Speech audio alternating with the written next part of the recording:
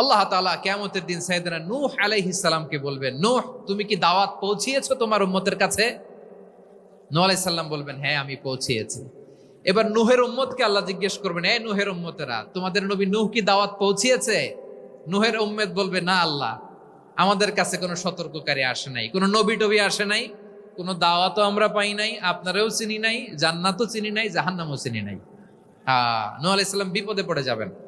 তখন আল্লাহ বলবেন, নূহ তুমি বললা পৌঁছিয়েছো, তোমার উম্মত বলে কিছু পায় নাই। নূহ তোমার কি কোনো সাক্ষী আছে? তোমার কথা আর তোমার উম্মতের কথা তো মিলে না।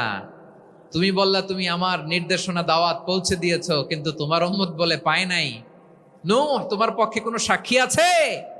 নূহ আলাইহিস সালাম বলবেন, আছে। কে?